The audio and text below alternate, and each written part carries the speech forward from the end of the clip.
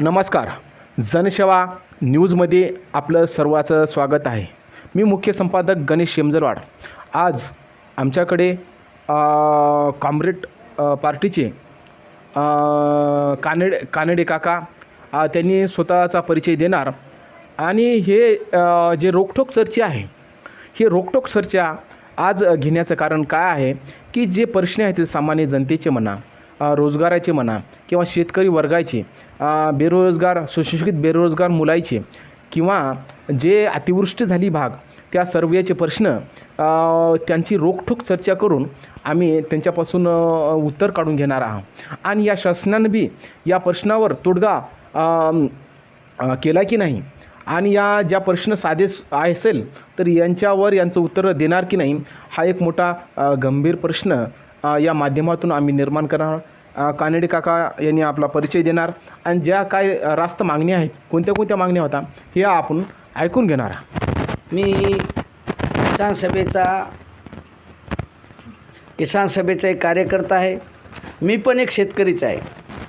पूर्ण 1 महिन्यापासून सतत पावसाळ्यामुळे अथोनात प्रचंड शेतकऱ्याचं नुकसान झालं. कापूस गेला, सोयाबीन गेलं, प्रचंड नदीच्या काठच्या जमिनी खरडून गेल्या. त्यामुळं हा आमचा शेतकरी परेशान आहे. त्यासाठी किसान सभेच्या वतीनं पूर्ण महाराष्ट्रामध्ये हे आंदोलन आहे. त्याचाच भाग म्हणून आम्ही इस्लापूरला काल 31 तारखेला ठीक 12 वाजता आंदोलन केलं. त्या आंदोलनामध्ये हेक्टरी 50,000 रुपये तातडीची शेतकऱ्याला मदत झाली पाहिजे आणि ओला दुष्काळ जाहीर करा. दुसरा आमचा त्याच्यामध्ये प्रश्न होता, काही जमिनी गेल्या 50-60 वर्षापासून शेतकरी काही लोक कसतात.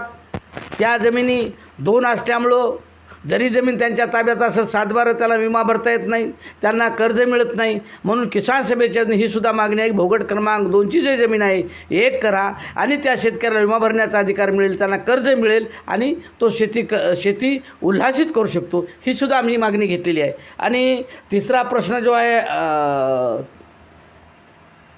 जे शेतकरी नेहमीच बँकेशी कर्ज भरतात परंतु त्यांना शासनाकडून कोण्याही प्रकारचं आतापर्यंत मदत मिळाली नाही. सरकारनं जाहीर केलं की ज्या शेतकऱ्याचं कोणाचं कर्ज माफ झाले नसेल त्या शेतकऱ्याच्या खात्यावर आम्ही 50,000 रुपये सहानुभूती म्हणून अनुदान आम्ही त्या ठिकाणी देऊ.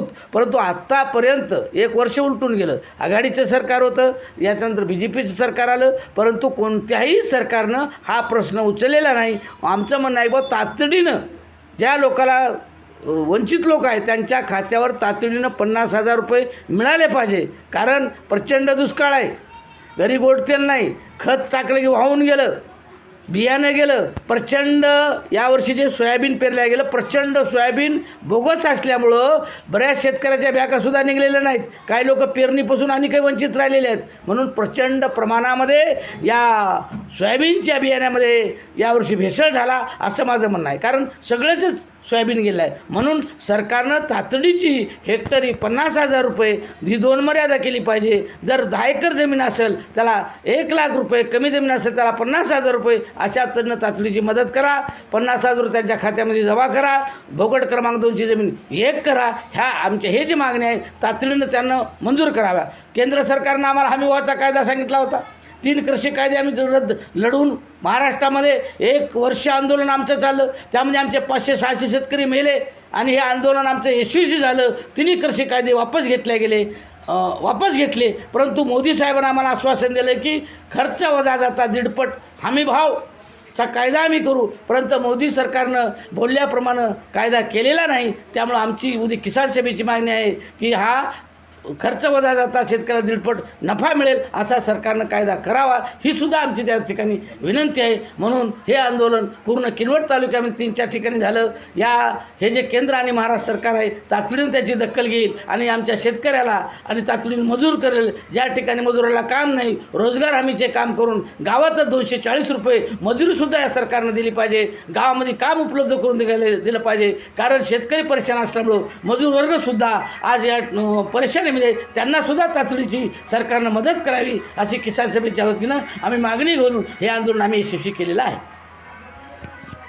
हे आंदोलन तुमचं यशस्वी झालेलं आहे, परंतु ज्या मागण्या ज्या आहेत तुमच्या रास्त जोपर्यंत जनतेपर्यंत लागू होत नाही, एक तर सरकार या बाजू केव्हा घेणार काय नाही यांचा कालावधी तर पुष्कळसा जेव्हा प्रत्यक्षात आम्हाला दिसेल किंवा जनतेला दिसेल तेव्हा खरोखरच तुमची जी मागणी आहे सामान्य जनतेसाठी केलेली आणि सरकारने जेव्हा तुमची मागणी जी आहे आणि हे मंजूर जेव्हा करल खरोखरच तेव्हा सर्व शेतकरी वर्ग म्हणा, मजदूर वर्ग म्हणा किंवा सामान्य वर्ग म्हणा, जे तुम्ही म्हणत आहात भगवटा क्रमांक 2च्या जे जमिनी आहेत खरोखरच भगवटा क्रमांक 2च्या जमिनीवर विमा जो धारक आहे शेतकरी विमा भरू शकत नाही, कर्ज मिळत नाही म्हणून.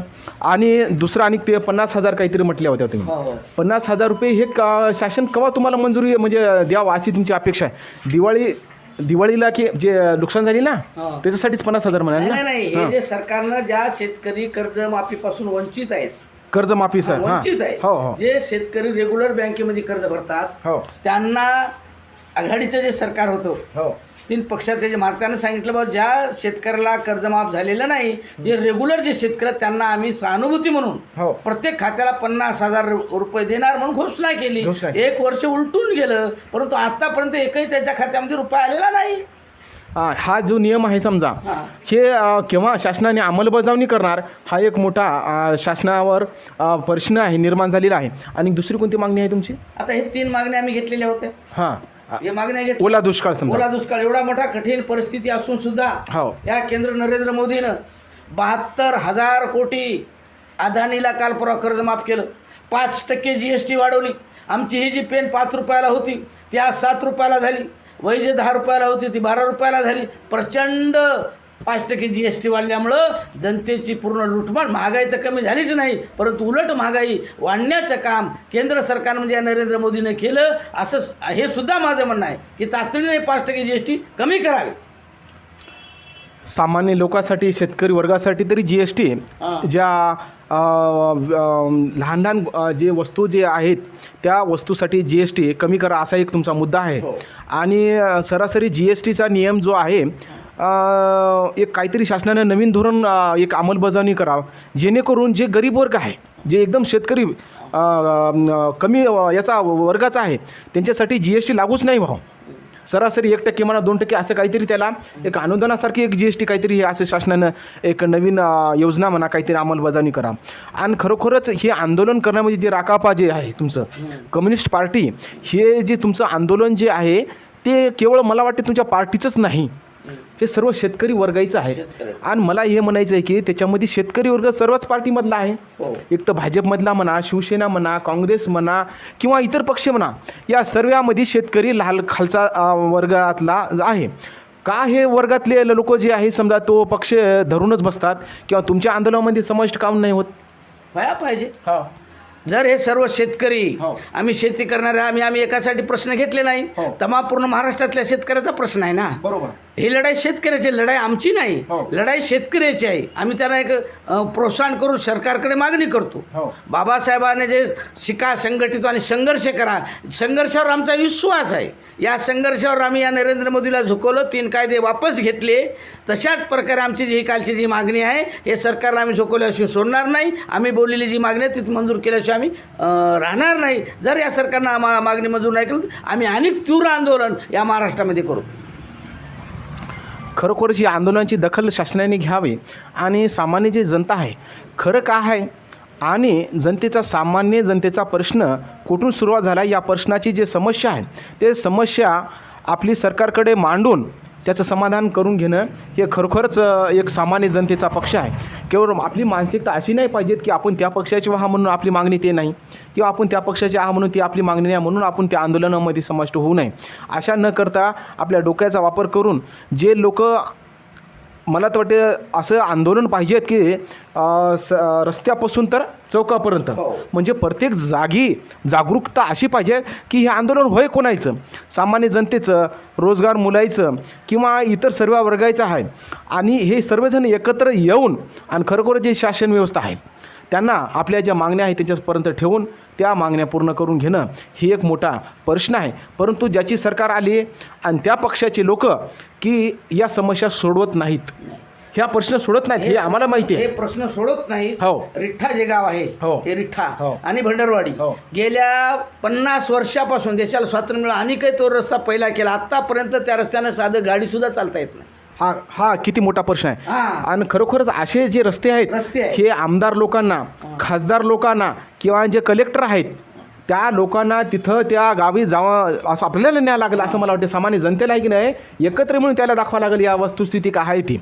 आणि अशी तिथंच नाही प्रत्येक आता हे तुमचं पाणी पडलं इथे भिशिकाचा मार्ग आहे समजा पूर्ण बंद झालेला आहे. पूर्ण बंद झालेला आहे. मी गेल्या वर्षी बातमी लावली होती त्याविषयी, परंतु त्याची दखल कोणीच कसल्या मार्गाने नाही घेतली. ना ते प्रश्न आम्ही घेतला. हो. बेसी ते रोडचा प्रश्न घेतला, त्या पुलाचा प्रश्न घेतला. भंडारवाडी इट्ट्याकडे तुम्ही जर जाऊन पाहिले असेल ना पूर्ण म्हणजे दवाखान्यात ती बाई जाऊ सुद्धा शकत नाही. दवाखान्याची व्यवस्था नाही, रस्त्याची व्यवस्था नाही. प्रचंड गेल्या 50 वर्षापासून तो रस्ता तसाच पडित आहे. प्रत्येक ठिकाणी निवेदन दिलं, परंतु आत्तापर्यंत हे सरकार त्याकडे लक्षच नाही. तातडीनं भंडारवाडीमधला जे रस्ता आहे तातडीनं दुरुस्त करावा. जर हा रस्ता जर दुरुस्त जर नाही केला तर सर्व रिठ्ठा असेल, भंडारवाडी, कोपरा, भंडारा पिपरी हे सर्व लोक घेऊन आम्ही रोडवर त्या रस्त्याचाच प्रश्न घेऊन जोपर्यंत रस्ता मंजूर होणार नाही तोपर्यंत आम्ही चक्का जाम आंदोलन त्या ठिकाणी करायचं हे सुद्धा आम्ही या ठिकाणी ठरवलेलं आहे. खरोखरच आहे असं आंदोलन आणि राहणं गरजेचं आहे. कारण जसं जसं लोकांच्या समस्या वाढत चालल्या आता काही जागी रस्ते बनवत आहेत. केवळ 6 महिने टिकना गेले असे बोगस रस्ते.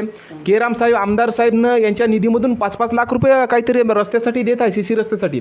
परंतु जे सीसी रस्ते जिथे जिथं पास केलेले आहेत त्या सर्व रस्ते चेक करा आमदारानं. कारण तिथं जे रस्ते बनवलेले सर्व बोगस. आणि आता तिथं नुसती गिठी दिसत आहे. माझ्या इथं समोर जो रस्ता बनवलेला आहे 5 लाख आमदारांना जे दिलेले आहे नुसता बोगस रस्ता आहे, नुसत्या गिट्या दिसत आहेत. असे बोगस कामं करणाऱ्यावर त्यांच्यावर कारवाई व्हावं. आणि जे रस्ते बोगस बनवत आहे त्याला त्यानंतर त्याला रस्ता तिचं कामं देऊ नये असंही मला ठामपणे म्हणायचं आहे. काळ्या रेषेमध्ये त्याचं नाव टाकलं पाहिजे गुत्तेदार. हां, काळ्या रेषामध्येच नाव टाकायचं आहे. जे बांधकाम करत आहे सरकारी दवाखान्याचं जे बांधकाम आहे इस्लापूरमध्ये बोगस, सर्वात बोगस काम आहे. याच्या विरोधात ही आंदोलन करण्याचं गरज आहे. असे जे बोगस जे कामं आहेत महाराष्ट्रात इथं राबवल्या गेलेले आहे धर्तीवर, असे जर प्रत्येकजण जर जागृत होत नसेल. फुलाचा सुद्धा प्रश्न कालच्या आम्ही माझ्यामध्ये घेतला. बरं. गेल्या 3-4 वर्षापासून अ यादी असेल, ब यादी, ड यादी प्रत्येक ग्रामपंचायतीला धूळ खात पडलेले आहेत. आतापर्यंत कोण्या लोकाला घरकुल मिळालेलं नाही. आता पडझडी आहे, कोणाला 30 रुपये 40 रुपयाचा गेल्या वर्षी चेक आला. म्हणजे आमचे घरं जे पडले 30 रुपयाचा चेक, कोणाला 50 रुपयाचा चेक. म्हणजे आमच्या जखमावर मीठ चोळल्यासारखं हे चेक देतात. म्हणून आमचं म्हणा 50 रुपये 25 रुपये आम्हाला देऊ नका. तुम्ही बोलल्याप्रमाणे जे ग्रामपंचायतमध्ये जे प्रत्येक ग्रामपंचायत यादी आता तातडीनं मंजूर करा आणि घराची व्यवस्था करा. बरोबर आहे. घरकुलामध्ये जे लोक खरोखरच गरीब आहेत तर त्यांचे नावं नाहीत. कलेक्टरनं एक वेळ चेक करा. मुख्य कार्यकारी अधिकारी, गृहमंत्री, जे काय मंत्री लोक आहेत यांनी जे घरकुल याद्या बनवल्या आहेत तिथं गरिबाचे नावं अजिबात नाही. असे गरीब ज्यांना तर शेतीही नाही ना जागा नाही अशाचे नावं नाहीत. पण श्रीमंत लोकांची आणि चांगले मोठ्या लोकांची नावं या घरकुल यादीमध्ये बी आहेत. म्हणजे सामान्य जो नागरिक आहे, सामान्य जे जनता आहे तिथंच राहत आहे. आणि जे लोक श्रीमंत वर्गाचे आहेत त्यांचे नावं आहेत त्या याद्यामध्ये. आणि अशाने बी खरोखरच या म्हणजे हे सरकार कुणाचं म्हणावं, गरिबाचं म्हणावं की श्रीमंताचं म्हणावं, हा एक मोठा दुआ आहे. आणि खरोखरच आणि जे माझे मित्रमंडळ आहेत, जी मीडिया, पत्रकार प्रत्यक्ष वस्तुस्थिती कुठं काय आहे हे दाखवण्याचं कल करावे. अशा बोगस ज्या बातम्या आहेत खरोखर अजेंडा कुठं आहे हे अजेंडा न दाखवण्याचं कार्य करत आहेत. मला असं म्हणायचं आहे की असे भ्रष्टाचार आहेत, असे रस्ते जिथं आहेत, बोगस झालेले कामं आहेत, तिथं काही लोकांनी दाखवण्याचं उजागर करण्याचं कार्य करावे. जेणेकरून की आपल्याला या महाराष्ट्रामध्ये प्रगतीची दिशा आणि प्रगती करण्यासाठी हे आपलं माध्यमचं योग्य हेतुहित पालन करून आपल्याला सामान्य जनतेसाठी न्याय देण्याचं कार्य करायचं आहे. एवढं म्हणायचं आहे. कानडे साहेब आणि या तुमच्या ज्या मागण्या आहेत हे रास्त मागण्या आहेत. तुमच्या कम्युनिस्ट पार्टीकडून ज्या मागण्या आहेत ते खरोखरच जनसामान्यापर्यंत आणि जनसामान्याचेच आहेत मागण्या. परंतु हे सरकार खरोखरच हे मागण्या पूर्ण करणार की नाही. कारण हे मागण्या केवळ तुमच्या पक्षाच्या नव्हता, मला हे म्हणायचं आहे, तुमच्या पक्षाच्या नव्हत्या, आमच्या आता आमच्या सामान्य जनतेच्या आता, आमच्या सर्व पब्लिकच्या आता मागण्या. तुमचा अजेंडा आहे कम्युनिस्ट पार्टी, परंतु आमच्या ज्या मागण्या आहेत हे सामान्य जनतेच्या आहेत.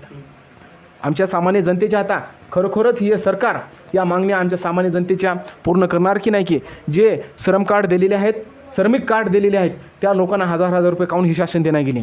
जसं शेतकरी लोकांना 2-2 हजार रुपये ज्याप्रमाणे देत आहे काय वाटते तुम्हाला? वर्षाला 6,000 रुपये. वर्षाला 6,000. तुम्हाला काय वाटते की श्रमिक कार्ड जे लोकांना दिले समजा, श्रम कार्ड दिले बघा, अशा लोकांना त्यांना मानधन भेटावं की नाही असं वाटतं की नाही भेटा पाहिजे ना. आपल्या बाउंड्रीचं जे सीमा आहे आंध्र प्रदेशामध्ये, प्रत्येक जे गरीब लोक भूमिहीन लोक आहेत त्यांच्या प्रत्येक खात्यावर 10,000 सरकारनं टाकलं. घ्या. हां, कर्जसुद्धा म्हणजे सगळ्याला 10,000 रुपये टाकले. परंतु हे आपलं जे सरकार आहे साधा निराधारचे पैसेसुद्धा टाकू शकत नाही. हा एक मोठा गंभीर प्रश्न आहे. श्रम कार्ड तर दिले, परंतु जे सुशिक्षित बेरोजगार आहेत किंवा श्रमिक लोक आहेत त्यांच्या खात्यामध्ये का कोणतीच कसल्या प्रकारे नुसते कार्ड हाताला दिले, परंतु कसल्याच प्रकारे आणि का त्या खात्याचा त्या श्रम कार्डचा फायदा जनतेला देत नाही किंवा कामं बी देत नाही. रोजगार हमी योजनेचे आंध्रामध्ये प्रत्येक लोकांना कामं चालू आहेत. महाराष्ट्र शासनामध्ये किंवा महाराष्ट्रामध्ये हे सरकार का कामं काढत नाही, का उपलब्ध करून देत नाही, हा एक मोठा गंभीर प्रश्न आहे. हा जे आपले रोजगार हमीचा जो प्रश्न आहे पूर्ण महाराष्ट्रामध्ये आहे. परंतु प्रत्येक ग्रामपंचायतला फक्त बोर्ड लावून ठेवलेले आहेत रोजगार हमीमध्ये असं आहे तसं आहे, परंतु प्रत्यक्षात आपल्या महाराष्ट्रात त्याची अंमलबजावणी नाही. परंतु आंध्रामध्ये अंमलबजावणी. आंध्राच्या धर्तीवर सुद्धा यावेळी दुष्काळाच्या अनुषंगाने पूर्ण गाव तिथं प्रत्येकाला काम, रोजगार हमीचं काम सुरू सरकारनं केलं पाहिजे. काम मजुराला काम उपलब्ध करून दिलं पाहिजे, ही सुद्धा आम्ही मागणी काल घेतलेली. तर या मागण्या रास्त आहेत आणि सोप्या मागण्या आहेत. जर या सोप्या मागण्या, दिनदुबळ्याच्या मागण्या, गरिबाच्या मागण्या या जर सरकार जर पूर्ण करत जर नसेल, खरोखरच सामान्य माणूस आणि जो ज्या पक्षामध्ये जो व्यक्ती आहे त्या पक्षातल्या व्यक्तीनं खरोखर हा जे रोखोक प्रश्नामध्ये जे आम्ही बातचीत झालेली आहे त्यांच्याविषयी खरोखरच गंभीर विचार करा. आणि जेणेकरून जर आपल्यामधून काही परिवर्तन होत असेल किंवा त्या शासनाला तुम्ही त्या पक्षामध्ये आहात, हे मागण्या सामान्य जनतेच्या ठेवा आणि गरिबापर्यंत पोहोचा. म्हणजे गरिबापर्यंत जर पैसा आला तर इथं आवक जावक खेळला जातो. तो याचा जो व्यक्ती आहे तो आंध्रामध्ये कशासाठी कामाला जाणार? जाऊ शकणार नाही. तो व्यक्ती इथून दुबईला कसं काय जाणार? जाऊ शकत नाही. मुंबईला कसं जाणार? जाऊ शकणार नाही. औरंगाबाद, पुणे, इतर कंपन्याला जाणारा जो व्यक्ती आहे तो थांबणार इथं. त्याच्यामुळं जे रोजगार हमी योजनेचं जर त्याला 6 महिने त्या महिलेला 6 महिने भेटत असेल, 6,000 रुपये भेटत असेल प्रत्येक महिन्याला, तर असे घरचे 4-5 सदस्य आहेत आरामशीर इथं रोटीबुटी खाते. आणि शेतामध्ये जेव्हा काही पिकण्यात जर गेलं, आता हे रोजगार हमी योजनेचा याच्यावर काही हे तर पोट जगण्यासाठी हे साधन आहे. जर हे जे साधन जर भेटलं, कारण इथे काय इंडस्ट्री एरिया नाही केला आहे, कोणती कंपनी नाही किनवट तालुक्यामध्ये, ना कोणतं काही खातं बी नाही असं मोठं की जेणेकरून लोकांच्या जे इथं जे जोडले गेलेलं आहे गाव सर्व काही एरिया तो त्याच्यावर डिपेंड राहू शकेल. म्हणून काय आहे की काय नाही की खासदार म्हणा, आमदार म्हणा, याच्या डोक्यात येणं गेले की लक्षात येणं गेले की काय समज नाही गेलं मला बी की 15 वर्षे ते आमदार काढून गेला, एक ना कंपनी नाही ना काहीच नाही. गोरगरिबासाठी कोणती योजना नाही, काही नाही. कोणतं याचे लोक बेरोजगार तरुण लोक हे दुसऱ्या गावाला आमदार निवडून द्यायले ना पोरं दुसऱ्या गावाला चालले कामाला आणि हातं मोडून यायले, पाय मोडून यायले, आत्महत्या म्हणजे आहे की नाही. अशा समस्या, गंभीर समस्या निर्माण करून यायले. या लोकांना एकच विचार करावा, जो काही समस्या आहेत ह्या पूर्ण करा. आता शेतकऱ्याला एवढं मोठं दुःख आलेलं, दुःखाचा पहाड, जमीन वाहून गेल्या, पिकं नष्ट आता करावं काय? मरायचीच गोष्ट आहे की त्याला काय काम दुसरं जमत नाही, ना रोजगार नाही, दररोजचं खायचं कसं, पियाचं कसं, हा एक मोठा गंभीर प्रश्न आहे. तुम्ही विचार करा. खासदार, आमदार आणि आमचे आमदार बी हुशार आहेत आणि खासदार बी हुशार आहेत त्याच्या मेंटॅलिटीनुसार मी सांगायलो. पण इथं एखादी इंडस्ट्री म्हणा, इस्लापूरमध्ये खूप पुष्कळशी जमीन मोठी आहे, किनवटला म्हणा, कोणती कंपनी म्हणा, अशा 4-5 जर कंपन्या प्रत्येक एरिया मोठमोठ्या सर्कलमध्ये म्हणा जर उभा जर केल्या तर याचा बेरोजगार वर्ग तिथं काम करू शकतो, काय ना काय रोजीरोटी कमवू शकतो. नाहीतर हे जर इंडस्ट्री वगैरे काही नाही झालं तर रोजगार हमी योजनेचा दररोज स्कीमा चालू करून टाका प्रत्येक गावामध्ये. कोणाला भीक मागायची गरज पडणार नाही. इतकं बोलतो. रोखठोक तुम्ही चर्चा केला कानेडे साहेब, आणि धन्यवाद, तुमचं आभार मानतो आणि जय हिंद करतो. ज्या आमच्या मागण्या मान्य व्हावा एवढंच आमची इच्छा आहे. बरं, धन्यवाद साहेब, धन्यवाद.